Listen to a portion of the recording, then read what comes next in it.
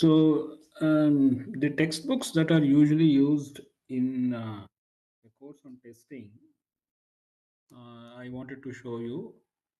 See, this is a very, one of the early books, right? It is jointly authored by Professor Abramovici, I think Dr. Abramovici, and Professor Melvin Brewer and Dr. Friedman. I think the second edition came out when I was a student, and I was fortunate to have taken this class from Professor Brewer himself, who was a professor at University of Southern California. He is no more; he passed away a few years ago. So it's a very good book for digital testing and continues to be very popular. It is available in the Indian edition also. More recently, I would say about possibly about 10 to 12 years ago, there was a second book on testing which became very popular, which is by Professor Bushnell and Vishwani Agarwal. And as you know, he has made all the slides available for all the chapters of the book.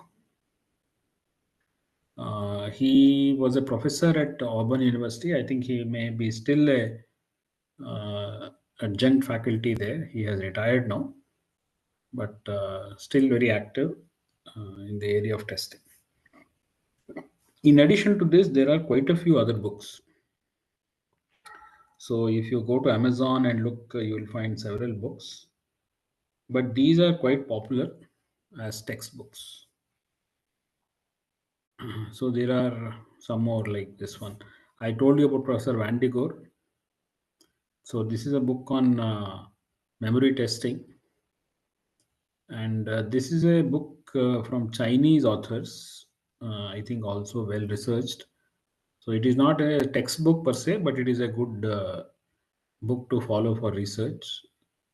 And Al Crouch is a famous, industry person who has been a leader in this area. So he has written a book on design for test.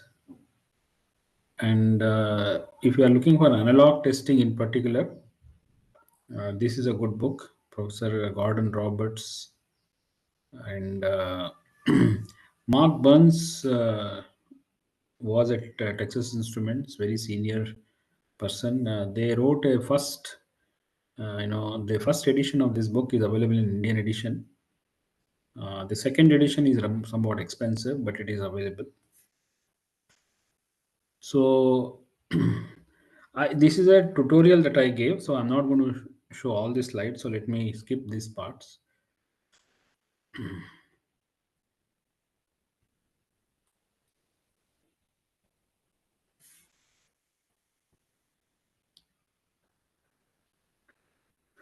So in addition to DFT per se, right? There are many new aspects of test which have become important. So I have mentioned a few of them here. Quality, I think I have been talking about quality many times in this class. So if you look for customers who are in the automotive field, they ask for zero defect level, zero DPPM, and so on. And they are also quite concerned about the functional safety of the vehicle. Then reliability, I may have mentioned this aspect before. So the chip may continue, even though it was a good chip then when we purchased it, it tends to age over a period of time, and faults may appear later because of aging. So there is a need to carry out what is called as aging and reliability simulation and failure analysis. So that is a aspect that is frequently not included in these classes. So the course on testing has become very large in its you know in its reach, right? So as a result, there is ample scope for even a more advanced course on testing. Then hardware security is also a very big problem nowadays. right? And the ability to predict the age of the chip, to predict counterfeit chips, etc., are also becoming very important. Finally, industry cares about the cost.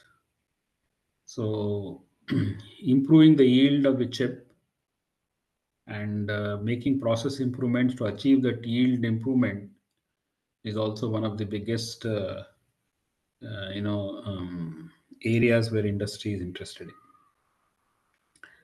And cost can also be reduced through what is called as parallel testing. So, or some people call it as multi-site testing. So instead of testing one chip at a time, the test equipment may be able to test many chips at the same time. So that is also of big interest. And similarly, there are some stress tests that we apply. I have not talked about stress testing. Maybe somebody else has talked about it. So stress testing is used to check the reliability of the chip. So before we supply a part to the customer, we want to make sure that it will not fail quickly, right? It's not that I sell the part to the customer, it was a good part, and within a short time it fails, right? So to eliminate such chances, we do what is called a stress testing, and one of them is called burn-in test. So it's an expensive test. So how to reduce burn-in test is another big hot topic in the industry. So test engineering includes all these things, right? So the traditional course on testing, including the course that you are undergoing, it touches upon some of these things. Okay, we talked about logic based, memory based, analog based, right? And we talked a little bit about some of these ATPG and so on, right? But there are a lot of other things which we did not talk about. So if you talk about test engineering per se, like I mentioned before also, there are two roles in the industry. One is called as a DFT engineer's role, and they are the ones who typically do these kind of things, and maybe even memory based and things like that. So DFT engineers may do these aspects, but there is a lot of work on actually applying the tests, writing test programs on the automatic test equipment, optimizing the test program, making measurements. So usually all this is considered part of the test engineer's role. And I don't believe colleges, can, it's not addressed in the colleges. But this is definitely a role. And like I may have mentioned before, if you are a person who likes to work in labs, and if you are good with equipment, so this is a profile that you can consider. And there is growing interest in these aspects, applying AI and machine learning to test, how to improve the quality of the chips, how to improve the reliability of the chips, how to secure the chip, and things like that. So these things you already know. So this was a tutorial that I gave at the International Test Conference a couple of years ago. So I'm going to take some of the aspects of that tutorial and I'm going to talk about those. Um, so we'll talk about what is the sort of difficulty with the IP based design flow. See, once upon a time, companies were vertically integrated, meaning they would do everything from start to finish.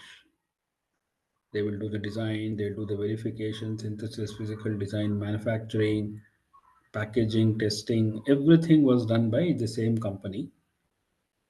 So as a result, there was a great deal of confidence in the parts that we are producing. But as the semiconductor industry has evolved, a lot of these things are outsourced now. So design itself may happen in multiple companies. We may acquire IP from design IP from different companies. We may acquire verification IP from different companies, and they may be geographically distributed all over the world. Then similarly, the manufacturing may not even be our something that we do.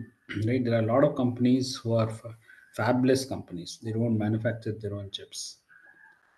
And similarly, packaging, right? They may not do they may not have the foundries for either manufacturing or packaging or even testing. So all this is outsourced to different companies. So that is creating many difficulties. And the markets are also changing. New applications are coming in. Then there is a emphasis on quality, reliability, security. Okay, and people are trying to address some of these issues through machine learning and so on. So here is a quick look at the vulnerabilities in a flow where different people do different things. See, like I mentioned, it is quite common for a company to do only this part. So a big company may be there which only does the architectural design, RTL design, and verification. And all these are sort of given away as outsourced. They outsource all this. So this is called the backend. Okay. So these are usually called as the front end, right? Things like your physical design, static timing analysis, parasitic extraction, post layout simulations, all these, many of the companies who engage in this in making chips, they don't do these themselves. And I think I mentioned you already that many of them may not even have their own fab, so they depend on others players to do this. And similarly, when the chips come back from the fab, this validation and testing also may not be done by them. They will be done by third party, right?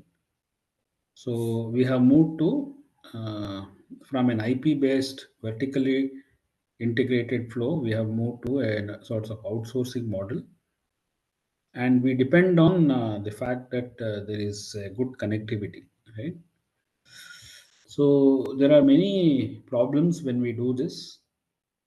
So it is possible that somebody may tamper with your design, and somebody may be able to steal information from your design. So if you are storing some code in a unprotected flash memory, somebody can steal that, or somebody may use during testing and debugging. I think yesterday I was mentioning this JTAG. You can see that you can read off the contents of the registers. So maybe they can read information that was not supposed to be read. So that is one big problem. Similarly, when you outsource this activity, it is possible that somebody inserts extra hardware, such as hardware trojans. And then similarly, somebody, because you are outsourcing manufacturing and packaging, it is possible that somebody produces additional chips than what they were supposed to produce. You may have asked for 1 million, but nothing prevents them from making more and bringing them into the market. Some people are also good at producing fake ICs. Some people are also good at taking old ICs from the e-waste. See, we all throw away our mobiles after a few years, right? When it doesn't work. But not all the chips in that mobile may be bad. So somebody out there may be able to remove the ICs which are in working condition. They are working, but they have already been used, so they have aged, and selling them in the market can be dangerous because uh, it will the person who sells them, they make a quick buck, but if it fails because it is already aged, then the customer will contact the original manufacturer, and they will bring the problem. And then that is why it is more now very important to see whether we actually manufactured this chip at all, because who knows, it may be a fake.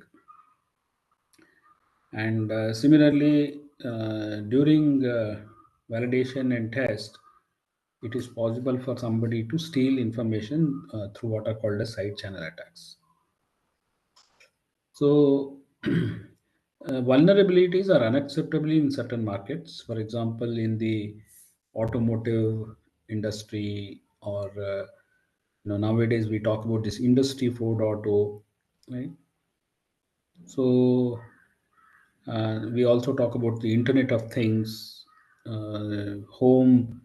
We may have a smart home, or we may have a smart factory. So everything is sort of connected, right? And there is somebody can who has unauthorized access to all this electronics may be able to start controlling things. So, like in the example of smart homes, see, normally the person who owns the house, they may have introduced lots of IoT in their home so that they can make their life comfortable.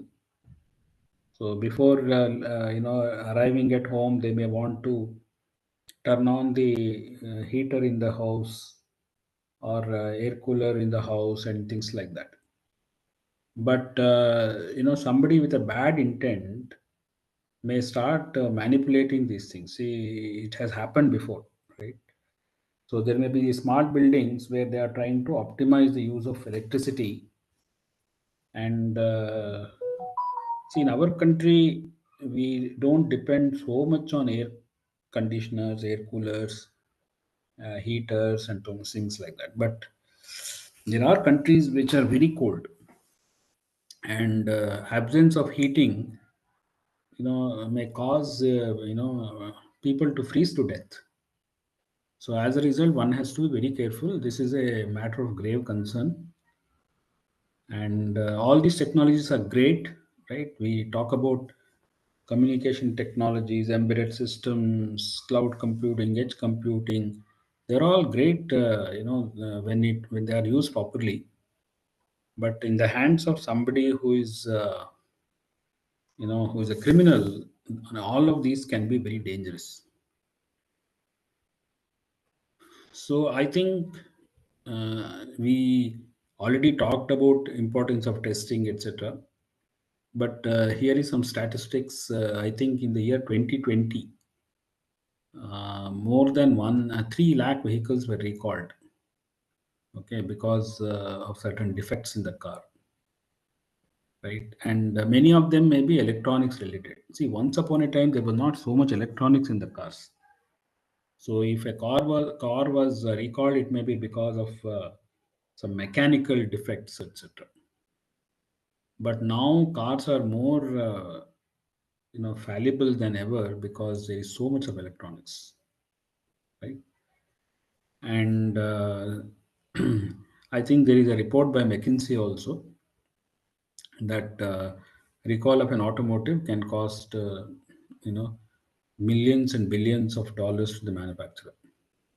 And there may be reasons, these may be the reasons why they were recalled. For example, maybe the wheel cap was painted with the wrong color. This is not a big deal, right? But the car vendor will still go ahead and perhaps recall, right? Similarly, there may be another thing like sharp edges of switches can cause injuries. So people may have to recall these, because otherwise they may face lawsuits and so on. Then there may be a much more dangerous situation that the passenger is unable to release the safety belt. See, this is definitely a problem. And finally, maybe the engine can catch fire. So these are all ordered in the increasing order of seriousness. See, what automotive vendors do is they don't do everything themselves. They can't, right? So if you go and talk to a car manufacturer, see, they depend on companies to provide them solutions for all these things. They also outsource quite a bit. So they go and buy solutions for in vehicle entertainment. They go and buy solutions for let us say the vehicle to vehicle communication or in vehicle communication. So they don't, all the electronics that goes into the cars, the vendors don't do all that. They buy and fit them into the cars, and in turn those vendors who supply these ready to go products, they will buy ICs from semiconductor manufacturers, and quality of the end solution will depend on the quality of the semiconductors that are supplied. There could be software also is a culprit, so we can't entirely ignore software. So many times the bug may be in the software, but hardware can also be a problem. So as a result, in order to make sure that these things don't happen, that is, vehicle recalls don't happen, so there is a lot of pressure from the automotive manufacturers on the suppliers of their parts to maintain very strict quality. So in the same way, those manufacturers indirectly put pressure on the semiconductor manufacturers, and they demand quality from the semiconductor manufacturers. So you can see that as a result, the semiconductor manufacturers have to spend more money on testing. But in the end, that expenditure is justified because it may end up saving a lot of money for the car manufacturer. So the car manufacturers should be willing to pay a higher price for the quality that they demand. So I think this is explained here. The auto manufacturer purchases all these ready solutions, and they in turn purchase all these components, and the quality has to be maintained by all these guys, right? Um, so there are many kinds of tests. I think we are sort of, maybe this is already explained to you in another class, so I don't want to dwell too much on this. So the semiconductor vendors or the semiconductor manufacturers, they do one level of testing called as a wafer acceptance test. So what they do is they may have many fabs, right? For example, take Texas Instruments. They have multiple fabs because they have so many products, and in each fab, they may be producing multiple lots of wafers, right? They are called lots, and each lot may have many wafers, and each wafer has a number of chips. So the wafer, at the wafer level itself, they may have to do certain tests and reject. So by looking at the wafer, sometimes even the visual examination may tell us that there is a problem with the wafer, right? It may have a scratch or whatever. So as a result, we may be able to reject that wafer right away. Similarly, when it is better to do some testing on the wafer itself instead of going into testing the individual chips. So the advantage of this is, what could happen is, let us say a wafer has some 10,000 dies, and out of them, let us say about 25% are bad. We conducted some basic tests on these dies, and 25% of them were bad. So there is no point in testing the remaining. The simple tests are passing, okay, but we have not yet done thorough testing. But even 25, even the simple tests, 25% of them have failed. Okay, so this is something like, you know how the India, we have the JE examination, right? So JE examination, lot of students want to take the JE examination, and it's an expensive test to give, isn't it? It requires a whole lot of machinery to grade the papers, declare the results. A lot of security has to be provided to make sure that the papers don't leak. So a whole lot of work is involved. So if you have to do that for everyone, it is going to be tough. So that is why they are conducting it in two parts. So there is a JE main and JE advanced, right? Those who are not able to pass JE main, they are not eligible for JE, that second paper.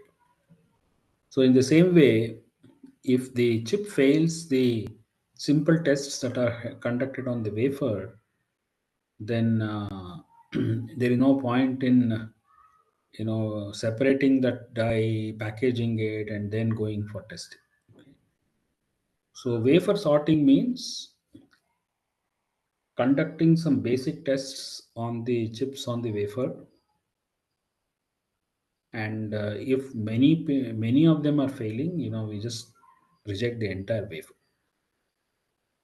If there is a fairly good number of chips on the wafer appear to pass this the simple tests may mean things like continuity test. See, there may be some dies in which even VDD is not correctly connected or ground is not connected, so they have some serious problems. Okay, so there is no point in trying to apply scan test, etc., when the VDD itself is not connected or ground itself is not connected. So we throw away those entire wafers if we find quite a few of them. Etc. Those wafers that pass the wafer sort, they will be separated. I mean, they separate the dies by cutting the wafer, and then they are packaged and assembled, and the packaged chips are subjected to testing. And as you know, there are a lot of tests that need to be applied. We have stucket faults, transition delay faults. We may also have top up tests for these, if you are employing memory based and if you are employing logic based. So we may also need some top up patterns through maybe something like test compression. Then we may apply some functional tests also. So all these may be required. So also, I think the classical test flow is also undergoing some changes, right? So I may have mentioned to you about in-field testing and online testing. Yesterday itself, I spoke about those. In the same way, people are, so this is getting emphasis now, because we are supplying parts to automotives and industrial electronics, etc. So this has become important. And some new fault models are also being examined, for example, cell aware testing. And finally, there is a great deal of emphasis on system level testing. So you can see some sort of a spread on what kind of how much time we may spend on each of the tests. right? So the green one represents memory best. That may take the longest, because I may have mentioned to you that memories occupy a very large portion of the chip die. And then we perform many tests like your scan test, etc. When I say voltage testing, see, your scan test is one such, right? There is another kind of testing called as current testing. I don't know whether I don't think I mentioned it.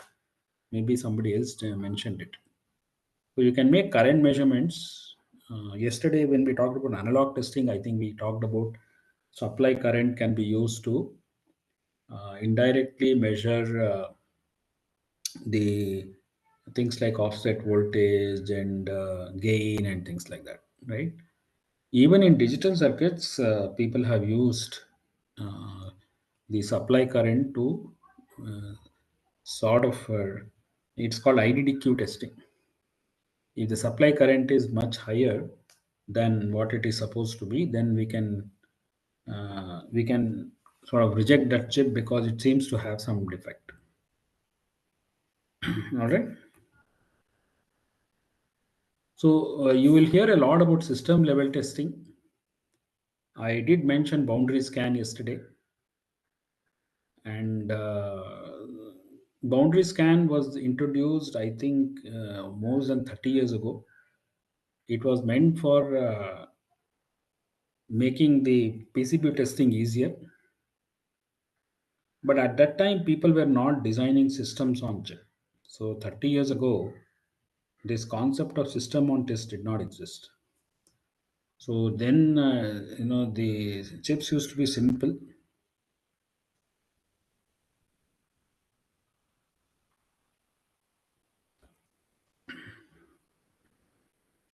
So there used to be, some logic or memory. There used to be only logic. See, memory and integrating logic and memory, etc., on the same chip, etc., did not exist 30 years ago. So they proposed this boundary scan, which we discussed already. Right? And this TDI, TDO, right? Remember this? So you can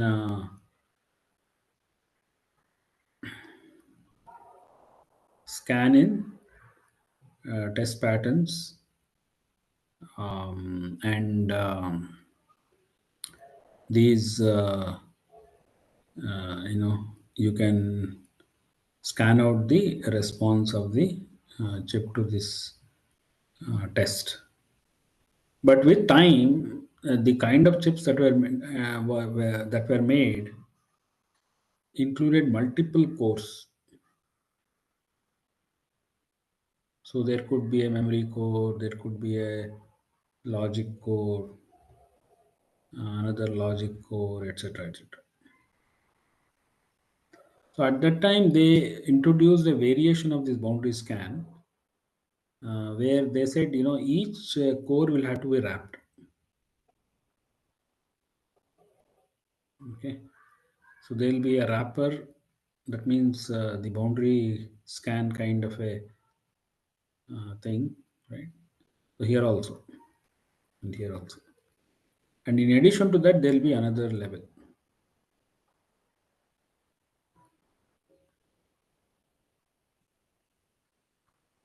So you can see it's going to be fairly complicated now. We still have TDI, TDO, but now we can uh, divide the testing of the chip into, are we testing the memory, are we testing this logic core, are we testing this logic core, etc. And once we bring the test patterns from the external tester or any other test equipment, we have to go through two levels. One is the outer boundary, and then there is a core boundary. So there are two boundaries now: the IP level, okay, or the core level, and then at the chip level. So this one was called 1149.1 and this was called 1500. Okay, so IEEE 1500 is a standard for this core level test. And now I think it has got even more complicated with three-dimensional chips coming in. So there is another standard that they have introduced known as IEEE 1838. So this has three levels. So there is the the chip level, and then the chip may consist of what are called as chiplets. So there is one more chiplet level, and then within the chiplet there could be IP level. So it includes three levels of boundary scan. The idea is still the same, but just that sending the test to the logic in the chip is a lot more complicated now. So the idea of system level testing is, um, see, when you test the chips all by themselves, maybe they will work, but when you put them together in a big system, sometimes they may not work together. So there could be some interface issues and things like that. So in a system level test, the idea is to see whether the chip produces the same performance that it is supposed to produce when it is inserted in a system. And the reason why they are moving towards system level testing is, see, nowadays the chips are, the customers expect them to work for many years. Like in the example of automotive, the life expectancy of the chip may be much higher. And similarly, the only during system test you will know what kind of temperature stresses the chip might experience, what kind of voltage stresses it may go through, and things like that, right? And similarly, yesterday I may have mentioned to you about this pattern sensitive faults. So whether they actually occur or not, we'll only know when we do some sort of a system level test. Only when we take real examples, and so in a way it is like a functional test. So system level test is in a way a functional test conducted at the system level. And system level tests are also maybe they, if a system level test passes, then in a way you can tick a number of things, right? I mean, the question is, there is a traditional approach of testing the chip and then testing the PCB and then testing the complete system, right? So it's like a bottom up approach. But if you can also bring in this top level, I'm sorry, top down approach, then maybe it'll be an alternate, and maybe it can, if you do it intelligently, maybe it can reduce the total cost. So you will see some interest in system level test. And I think we mentioned this, right? There's nothing new here. The automotive parts need zero defects, and because we cannot guarantee that DPPM is zero, etc., that is the reason why system level functional testing is sort of getting important. So this curve is called as the bathtub curve. You may have heard about it in some other context. So the x-axis is the time, and y-axis is the failure probability or something like that. Failure rate or failure probability. So when you sell a chip to the customer, it has been noticed that a lot of chips tend to fail in this period. Okay. So this may be the time at which you sold the chip to the customer, and a lot of people will come back with failure reports in the early part. So this is known as infant mortality. Then the chance of failure sort of reduces here, and after a long time again you may start hearing customer returns because the chips have aged. So there are two reasons why chips fail. One is called as infant mortality, and the other is wear out. See, this is something we expect. In fact, let us say the chip fails after its lifetime, then nobody is going to complain, right? The vendor is very happy that these chips failed because now he has a chance to sell new chips. The market is recovered. But this is something that they don't want, right? So if chips fail after their lifetime, well and good. But if the chips fail within this early period or within this period, this green part and the red part are all not acceptable. They will cause a lot of loss. So the reliability issues can be all these things. The transistors tend to age, right? That means you know how a transistor's VI characteristic looks like, right? I mean, you have been taught that if you take a transistor, then if you vary VDS and plot IDS and use VGS as a parameter, how the transistor behaves, etc. But that may tend to degrade. For example, the threshold voltage may increase over time. So that is what is the aging of the transistor. Similarly, electromigration, I think I have mentioned it earlier in this class, where the metal ions from the interconnect tends to sort of dislodge, and then they may cause a open circuit in the long run. There could also be things like process variation.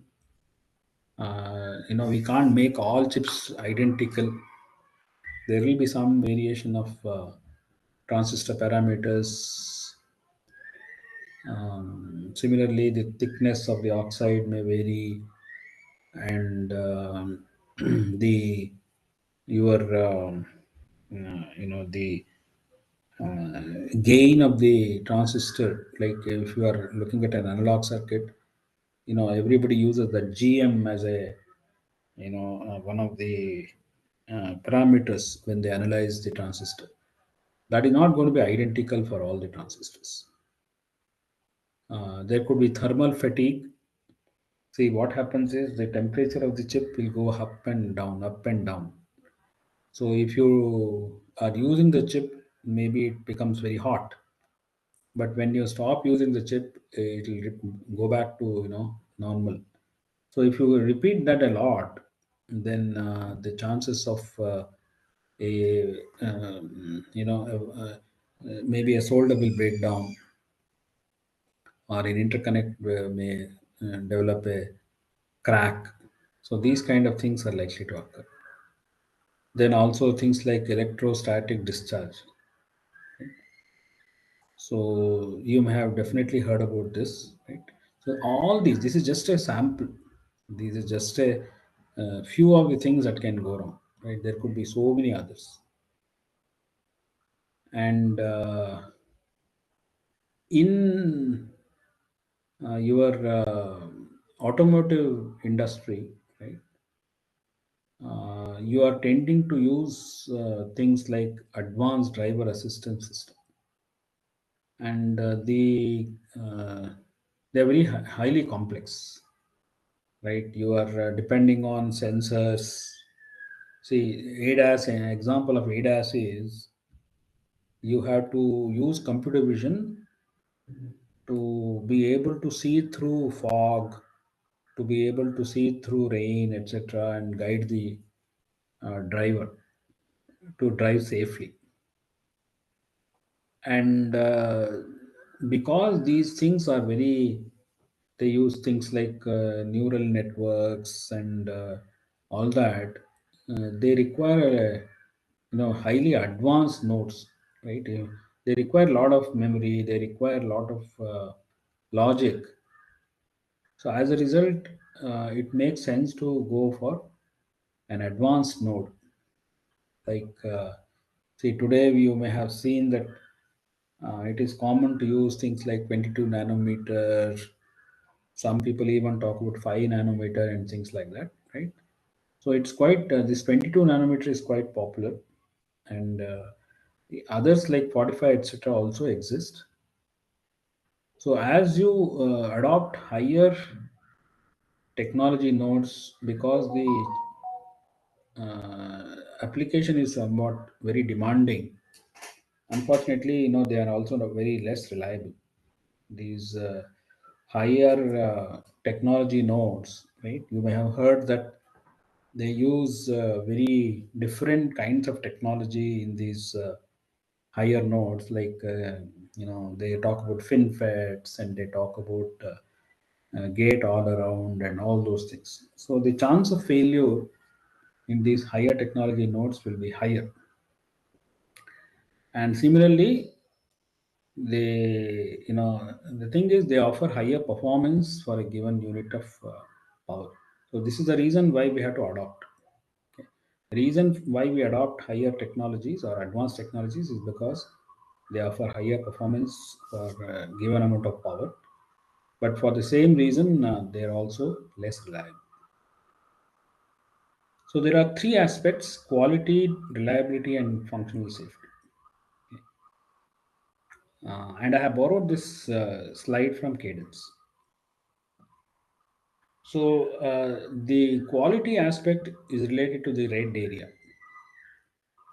meaning, the customer is asking for zero defect parts, and for that reason you are trying very hard to eliminate. Definitely, when you sell the chip, you don't want it to have a defect. So for that reason, the DFT engineers work very hard to use very elaborate fault models, getting very high fault coverage. So that is the reason why they aim at low defects. And if you want to eliminate these infant mortality chips, you may want to run the certain stress tests. So what is a stress test? It's a test conducted at high temperature or high voltage. So your normal temperature in the chip may be about maybe 40 degrees centigrade or something like that, or 50 degrees centigrade. But see, normally we all go for this when we do exercises in the class.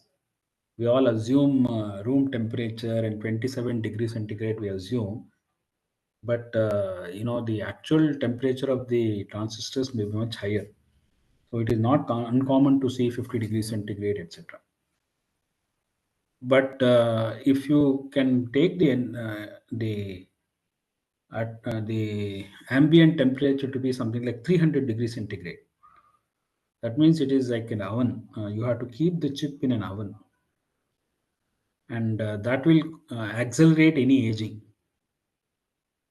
And if it then when you bring it back from the oven, if it is still working, that means it has come back out of this infant mortality and it has gone into this period. So it is not likely to fail in your customer site. So that is called as burn-in test. So people do this so that they can avoid any infant mortality returns. Similarly, reliability means here we know that it is going to start to age here, but we don't want it to fail here. So we try to design it for better reliability. So all these simulations will have to be done. So we had to do aging simulations. We had to see whether precautions had to be taken about ESD, latch up, electromagnetic interference, then thermal fatigue. So unfortunately, all these are expensive. You will have to run all these simulations to make sure that your chip will survive in spite of all these difficulties. It will not fail in this period. Then in this region, if the chip continues to be used, then if it fails because of aging, we should be still able to take the system to a safe state. Okay, that is called design for safety. So this is more of a system issue than IC level issue. Okay, these are IC level issues, whereas if something happens to your chip, if it fails, then can you help the software engineer who is developing the safety mechanisms for the system by providing certain inputs? For example, can you mask the failures? Can you, can you? I think we mentioned about ECC, right? The other day when I was talking about memory testing, I mentioned about ECC memories, that is error correcting codes. So that is an example of sort of functional safety. So there is a defect in the memory, but because of that ECC, we are able to mask that failure. In the same way, you may be able to do some other things like triple modulo redundancy and things like that. Right. So these are all nowadays people insist on all these things. So if you um, work for a company that produces chips for the automotive industry, there are very high standards for quality, reliability, and functional safety. Okay. How much time is over? Let me just check. Okay, 1 hour. All right, we have an hour. So, failure safety and fault tolerance is very important in the chip industry. So, people use things like fault tolerance, right? If a chip were to fail, then is see within a chip there may be multiple processes. So it is unlikely that all the processes will fail, right? Maybe one of the processes fails, and in that case, can the task be shifted to another processor? So these are the kind of things that fault tolerance is all about.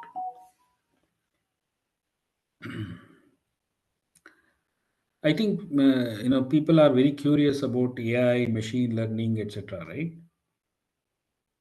So machine learning has always been very important in this learning. I mean, the yield learning. See, there is a thing called yield learning. So when you initially make a chip, its yield is going to be quite low. It is likely that the yield is only about 30% or something like that. See, that you cannot mass manufacture. You will make a lot of loss. So you will have to do something about the process so that the yield becomes better. So people will do what is called as diagnosis to find out what defects are coming in the chip, and what can be done in the process to sort of improve that. So they will. So there is a separate team. Okay, we have not talked about diagnosis at all. Right? This course is. I don't believe anybody has talked about diagnosis. Right? It's a difficult thing to do. I mean, the very few people who are involved in this kind of diagnosis. Very experienced people are involved. So if you want to do this later, after you join the industry, you will definitely get an opportunity. But as freshers, you will not be able to do all this. Right? You will not be, you will not be qualified to do diagnosis. Right? So they may do things like this SEM image, right? This electron microscope image of the wafer, and from there, can we go and classify the chip as a good, I mean, the entire wafer, we may be able to get an image and see what is going on and things like that.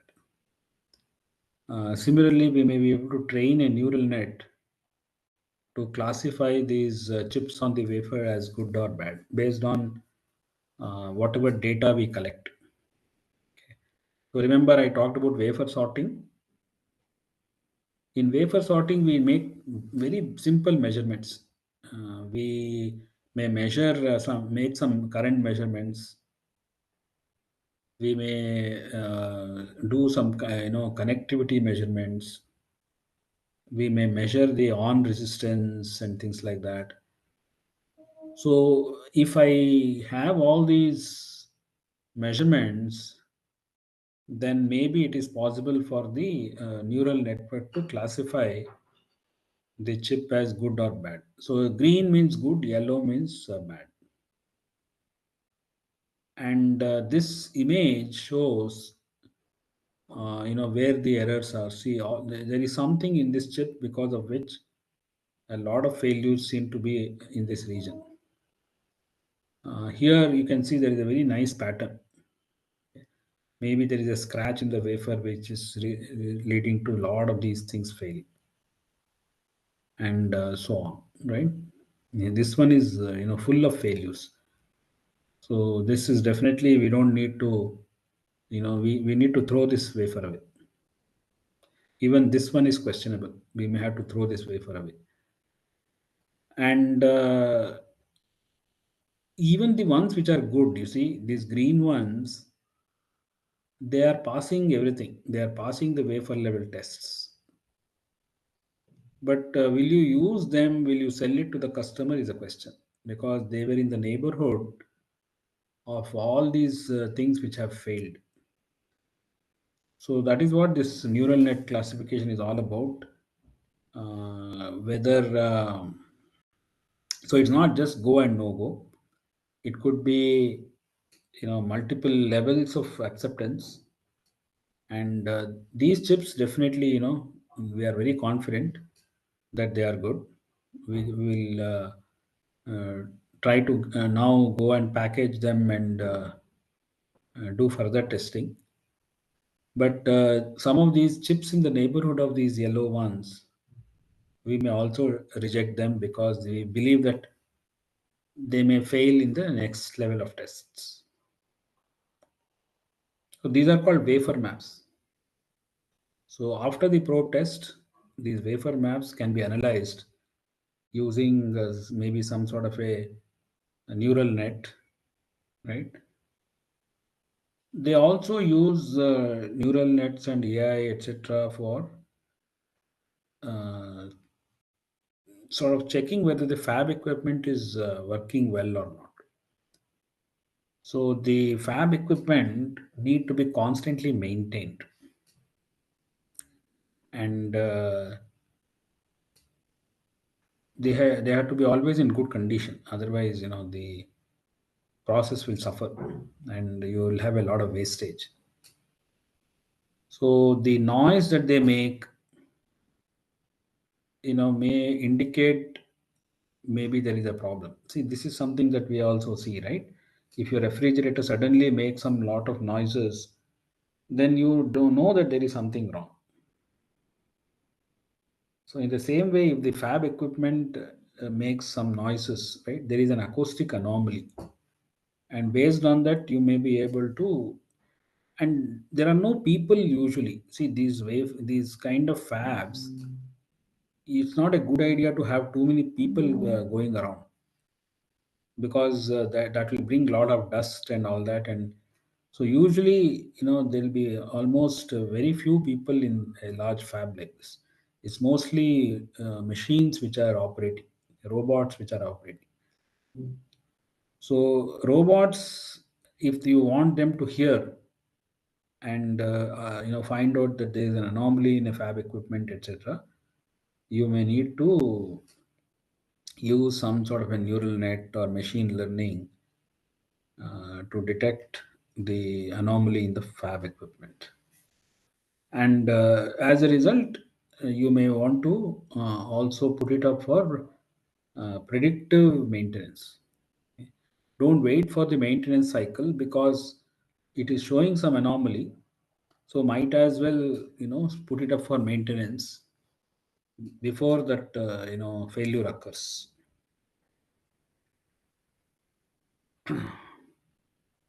Then there are also people who use yield improvement in this way. For example, see, suppose there are five parameters Q1 to Q5, right?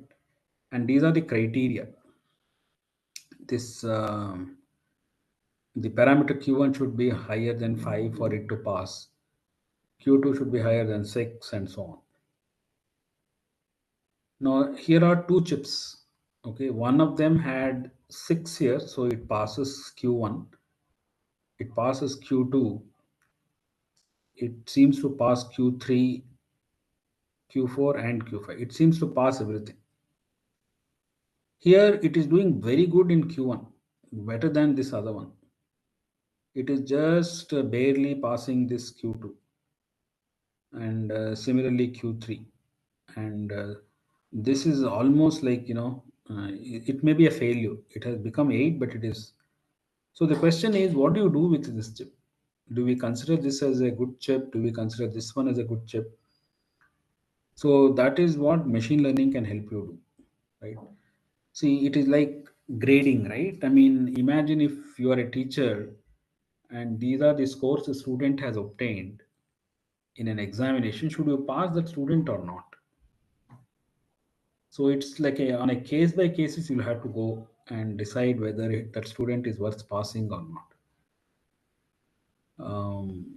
So the machine learning algorithms, they use classification techniques to, uh, and they also may take into account the neighborhood, like I mentioned earlier, and any other information that is available. So the more information you give them, the better. And see, they make these reliability clusters. See, that is what I was trying to say. See, if you take these chips which are here, they may cause reliability issues for you in the future. So this guy, if you sell him, see, the student who has just barely managed to pass or something like that, if you pass that guy, see, college, in the college analogy, see, usually after passing, the student doesn't have any real relation with the college. But unlike that, these chips, if they fail, then the customer may return it back and say that this doesn't work, and it may cause problems. So that is the reason why you have to be very careful in making these reliability clusters. It's not good if it is not enough to just somehow pass, right? Our If we become greedy and we become we start passing these chips, they will become a problem for us later on. And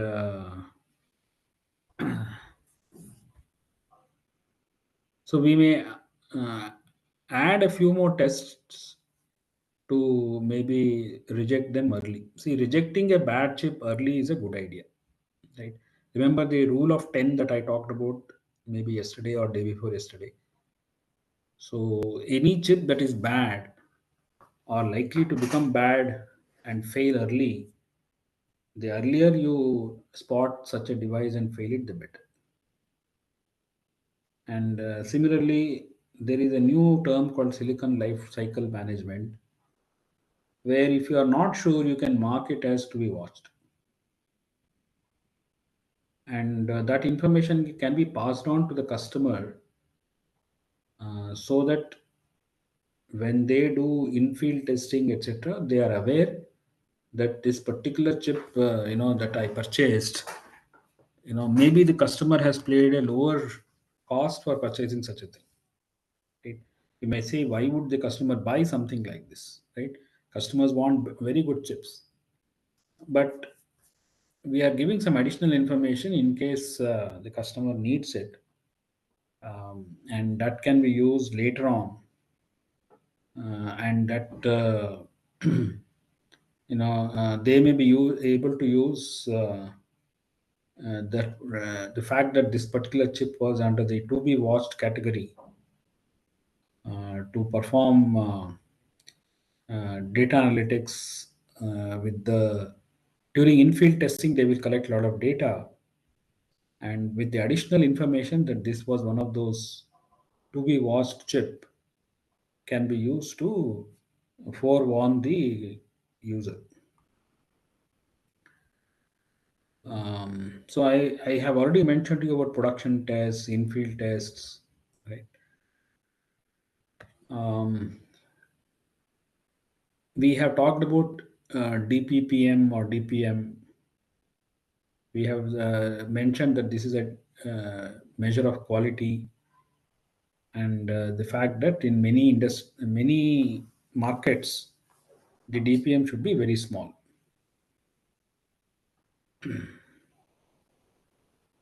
Remember that a defect may not always result in a faulty behavior. It may be latent.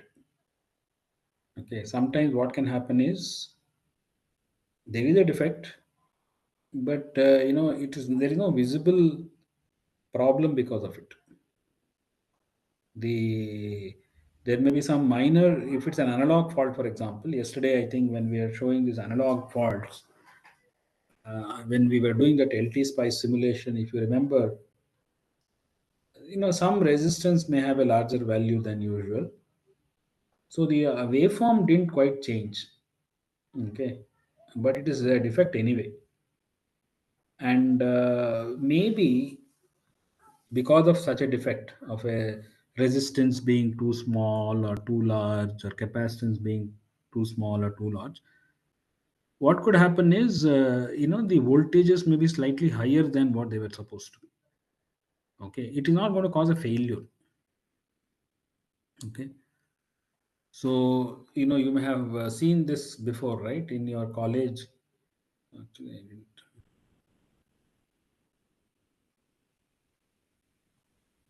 See, you may have seen this in college also,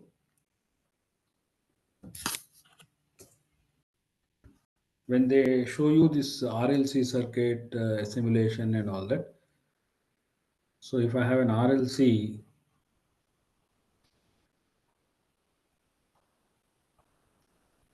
this output should go from 0 to 1.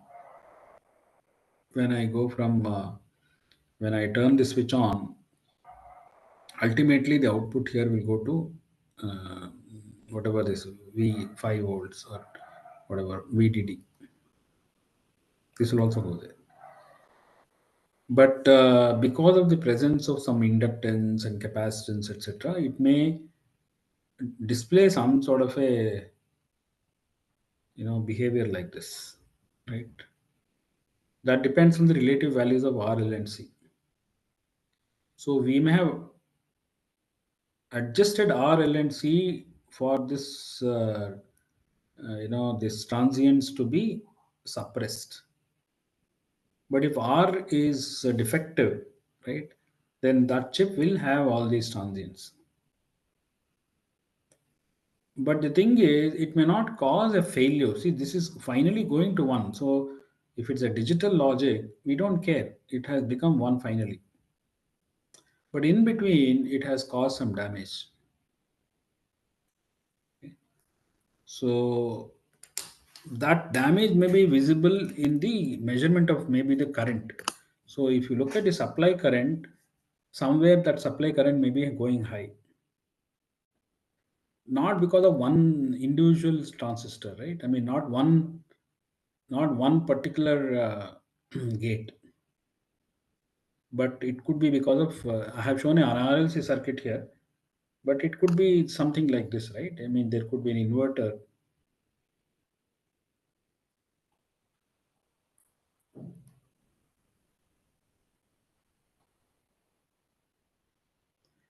and maybe we are changing this from 1 to 0, and as a result this is supposed to go from 0 to 1. But remember that when it does go from 0 to 1, there is resistance here. There may be some small inductance in our supply line, and then there is a capacitance anyway here, right? So this is nothing but this RLC circuit only, right? So it may go through some of these transient variation before it settles down. And if this gate is experiencing a higher value than VDD, and there are many such gates, so the currents also may be higher than usual. So normally we cannot test for these kind of things. See, this is very hard to do, right? So, but it is becoming important now, and maybe that is where we have to see whether there is an application of all this artificial intelligence and so on.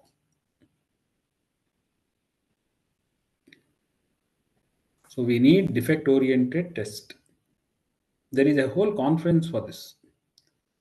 They have been holding this conference for many years, but I think now they may be more relevant than before.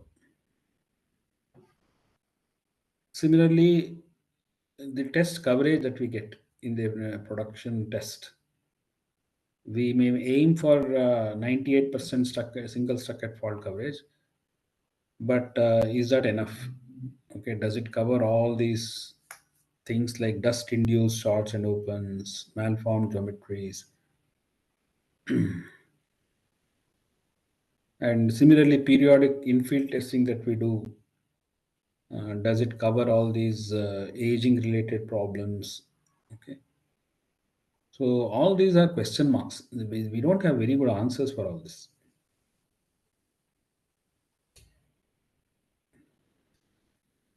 In addition to the defect, we also talk about what is called a single point failure mechanism. Single point failure mechanism means if that failure were to occur, then there is no support whatsoever to prevent that failure. Remember, I talked about some error tolerance, fault tolerance, and all that, right? But in the single point failure metric, if that single point fault occurs, then unfortunately the chip will fail altogether. There is no way we can prevent the failure. When chips are manufactured and tested at the production, they are they worry about faults. In fact, they don't really worry about defects. They only worry about faults, and they are not worried at all about single point failures, etc. Whereas the user may not care so much about what fault is there and all that. Who cares whether it's a single socket fault or some transistor open fault or something like that? They care about whether there is a single point failure. Okay.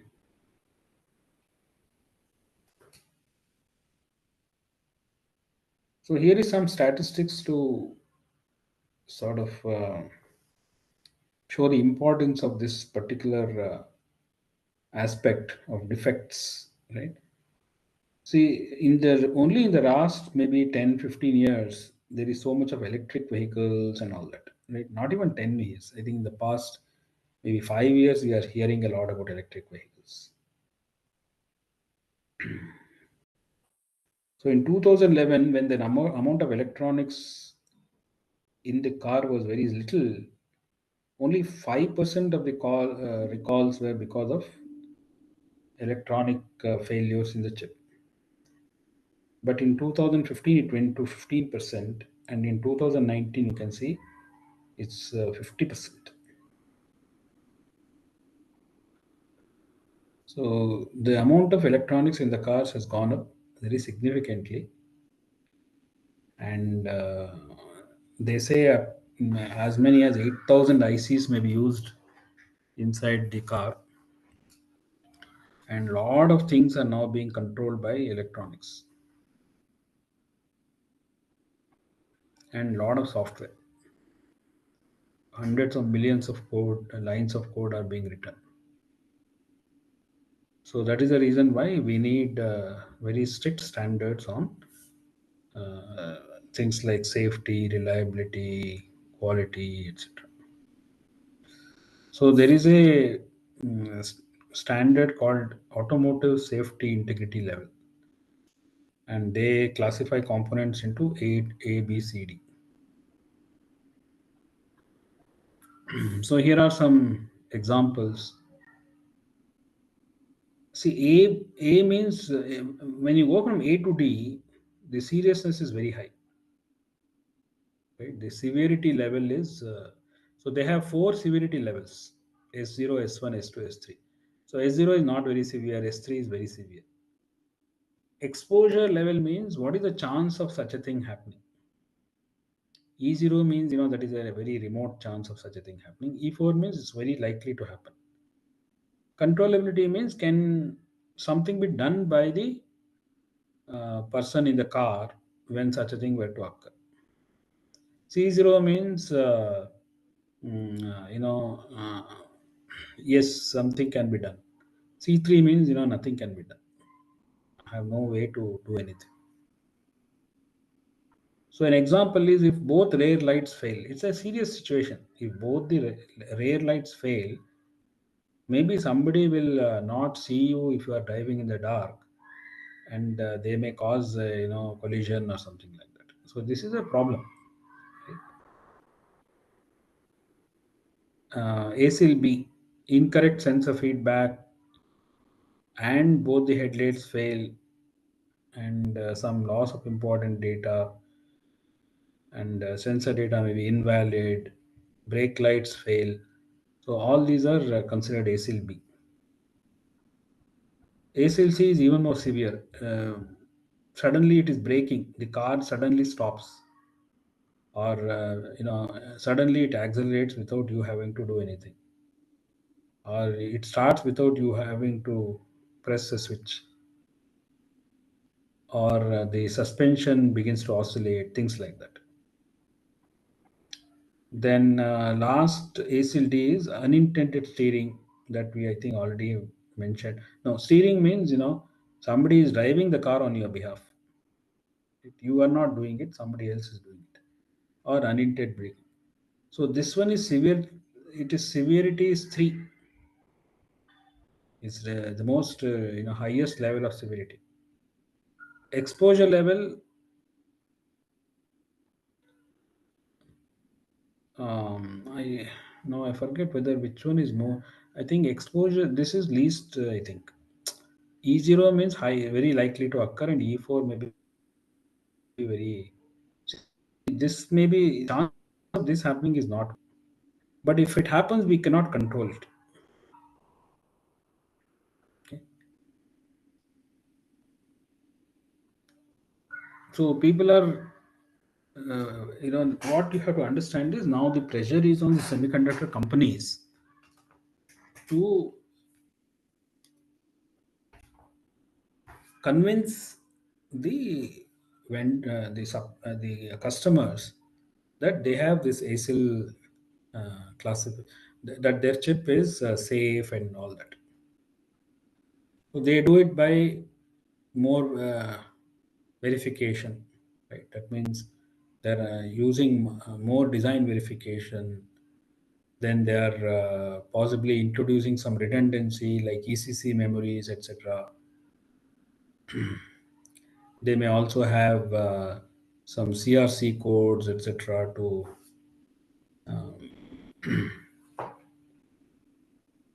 check for errors. They may use built-in self-tests to avoid these problems. They may put watchdog timers. So these are all mechanisms that are now being built in to achieve this ASIL compliance.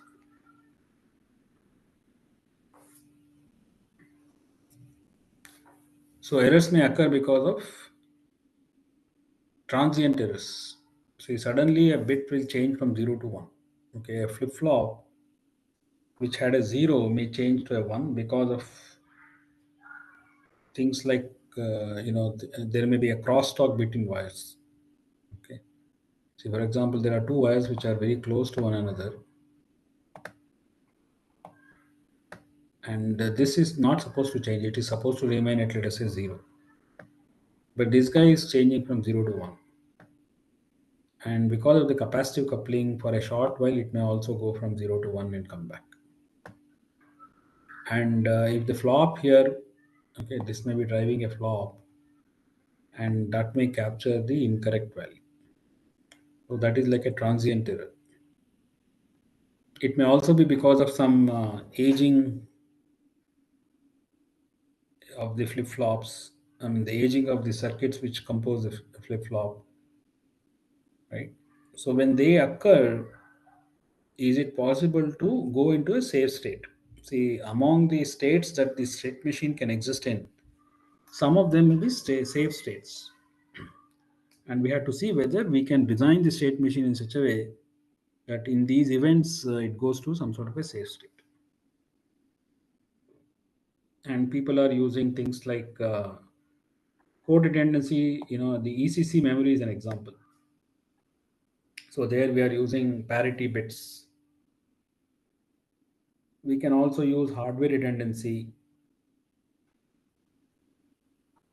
For example, we can triplicate, we could have three copies of everything. Okay, suppose we think that an adder can fail, we can have three adders, and we can take the best two out of the three.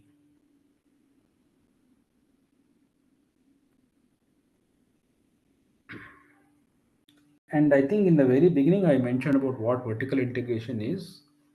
And the reason why security is in trouble is because there are so many people designing the chip. It is not just anymore in one company, it's happening at multiple places. So it is even possible that some of these are engineered. They are not happening because of natural causes, but if somebody is trying to engineer these defects.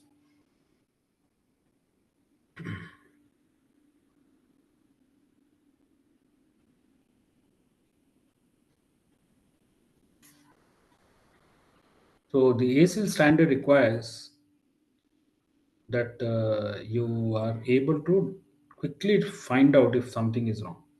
Okay. And it is very difficult because the chips are so complicated.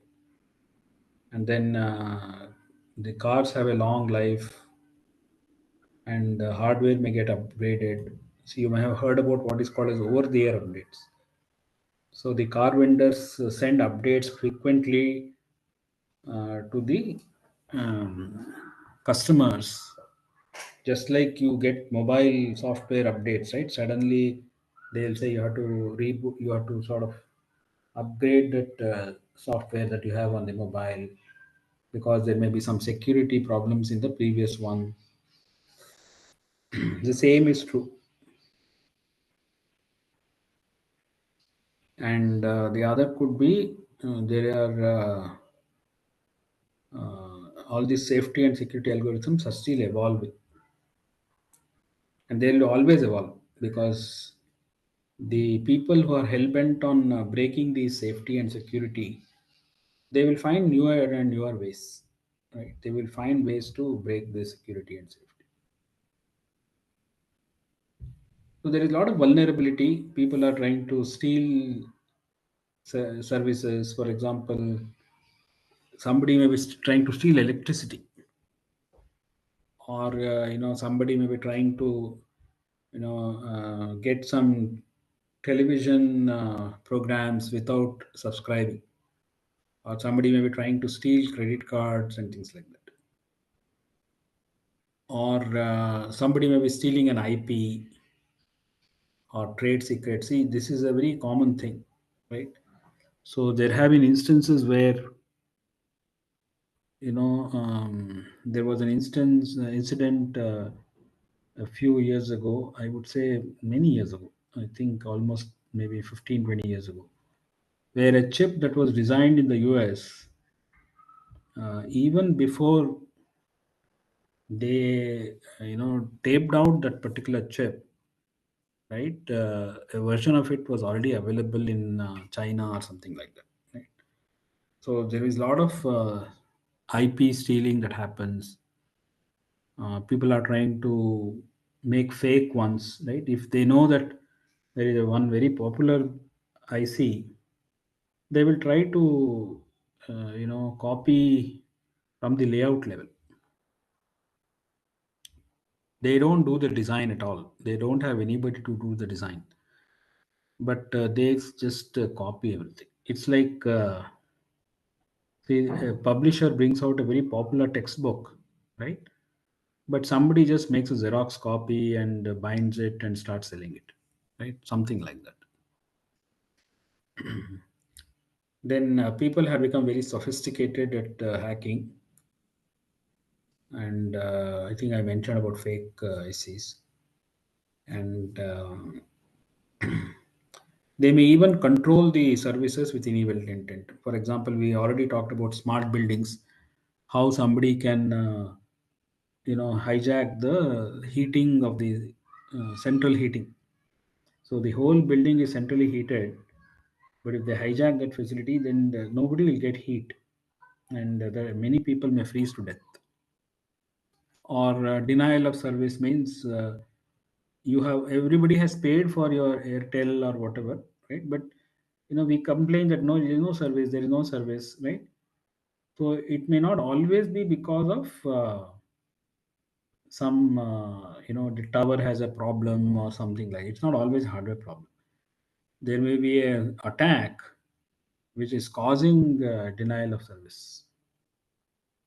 So Airtel has to be, any service provider has to be aware.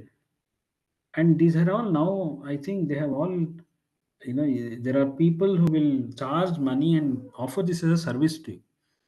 So they will say that, oh, do you want to cause a denial of service attack on this communications provider? All right, you pay us this much and we'll cause it for you. So that is the level of sophistication they have all reached. And there can be a lot of, one second.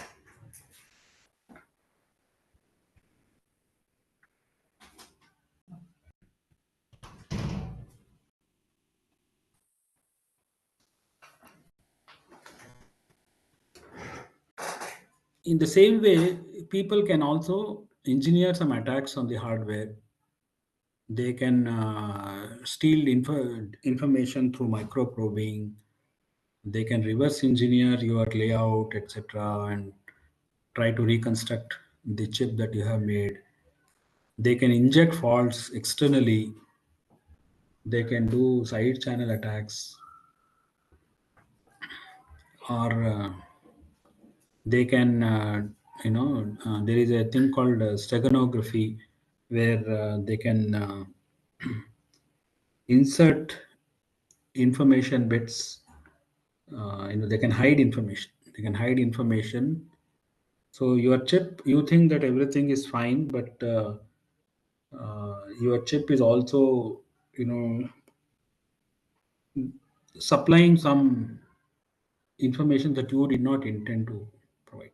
There may be some sort of a uh, bot that has been implanted in your chip, which is engaged in that kind of steganography or something. So it could be sending some information that you didn't intend to send. So there is a lot of interest in creating this self-aware hardware which will prevent. Okay, so it's aware of what is my real purpose, and am I being used in a incorrect fashion or something like that, right? So some people work in this area, and there are a lot of, you can read all these things. These are all uh, well documented. So the fault can be injected by manipulating the voltage or temperature or clock signal, or somebody who has, see what happens many times, maybe there is a disgruntled employee who left the company or something like that. So that person knows the hardware and software of that particular chip quite well. So they may be able to help some other company to introduce these kind of faults and things like that. So see, unfortunately, a single bit change may cause a huge change, right? I mean, if you change one bit in an instruction, it may mean entirely different things. Similarly, if you are trying to do an if then else kind of a check, and if somebody knows that, at regular intervals of time you are doing that if then else check, they can induce a fault externally, and as a result, the check will fail. Okay. So it may cause the software to take a wrong turn, right? The flow of the software will completely get changed because of that. And also, people are trying to do all this atomic force microscopy.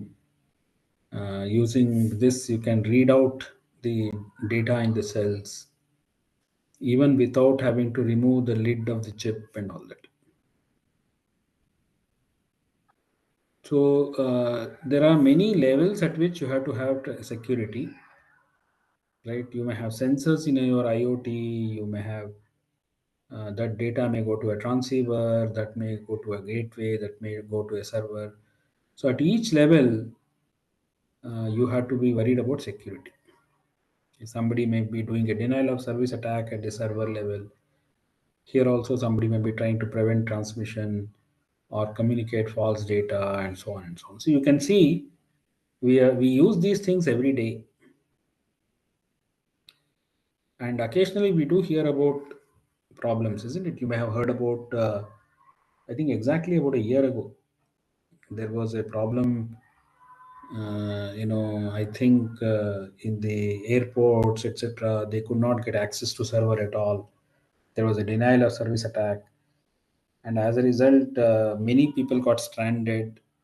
They could not travel because nobody could generate boarding passes and things like that. And sometimes we hear that uh, Facebook lost a lot of data, because somebody hacked, or Google lost a lot of data, things like that. So I think I mentioned this already. JTAG can be used to steal data, and as a result, now it is important to do password protection for this JTAG. So in the most modern implementation of JTAG, the password protection is included. Or you could, once you test the chip, you may be able to blow the fuse so that nobody can use the JTAG. So there may be many such techniques that people use to improve the security of the chip. So this one shows the fuse. Okay. So if I did not have this, see what is happening here is, after we test the chip, and before selling it to the customer, we will blow this fuse so that nobody can take it to the test mode, and so on. There is also the security for hardware, right? So there is, there is a secure zone, okay, where the software only can execute the code, but it cannot allow readout. And they will prevent the device from being debugged when the software IP is being executed, right? Because somebody can steal your software IP if they are allowed to debug the software. Okay.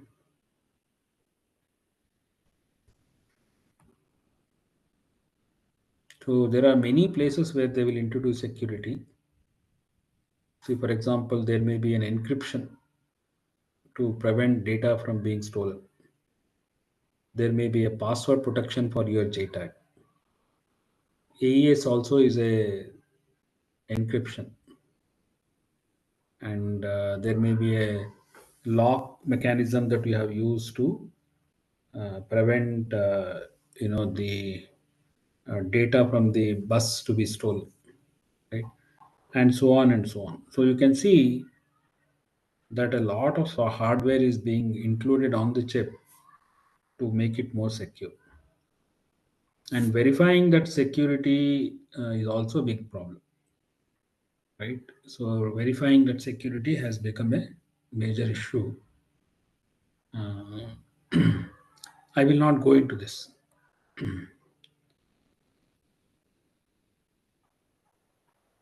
So I may have mentioned this what is it called, the cat or the cell aware testing. So this is an example of that. So this is actually an XOR gate. See, when we are asked to test an XOR gate, see, if you apply 0 0, the output is 0. So that means you have tested for the output stuck at one fault. And as a matter of fact, you may have tested for stuck at one here and stuck at one here also. Similarly, 1 0. So if you apply 1 0, you'll get a 1.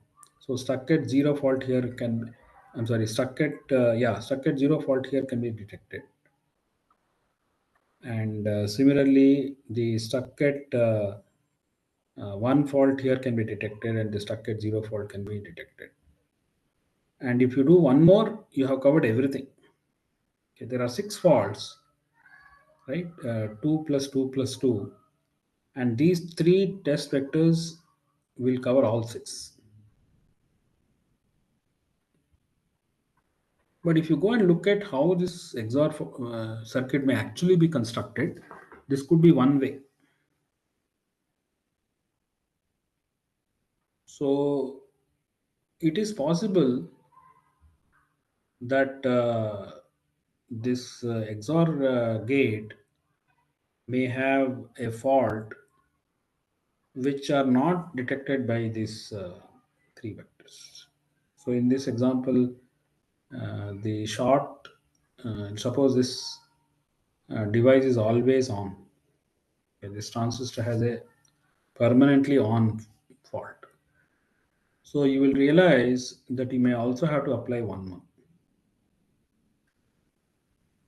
So our traditional testing will not go into that. See, it just looks at it as a XOR gate and is happy with only three test vectors.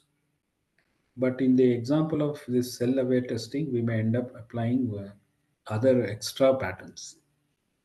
So it increases the number of patterns, but we can't do much because we are going after high quality. So I think this has been popular for the past, I think, about 8 or 10 years ago. They started talking about this, right? I think there was a paper in 2012. So I would say about 10, almost more than 10 years ago. Oh, it's almost 13 years ago.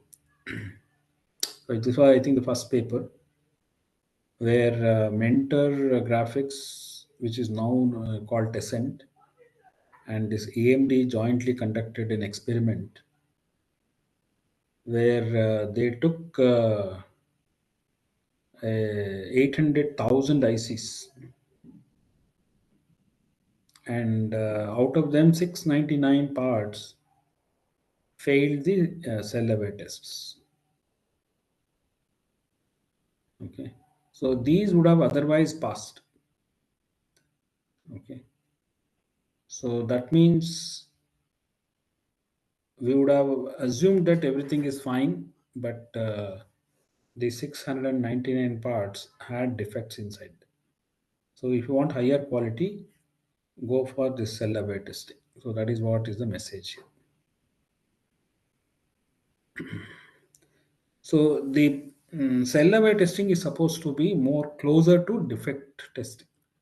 So this is a defect mechanism that is getting masked, and cell level testing is trying to overcome that.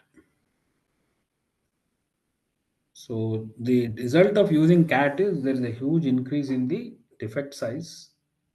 That is the number of faults that we have to look for will be much higher, and you get a slightly higher coverage, but you may also have a much higher number of test vectors.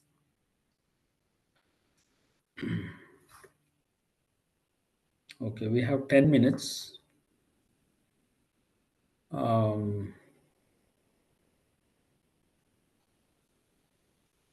so if you have a wafer like this, adaptive testing means do we apply the same tests for everybody, right?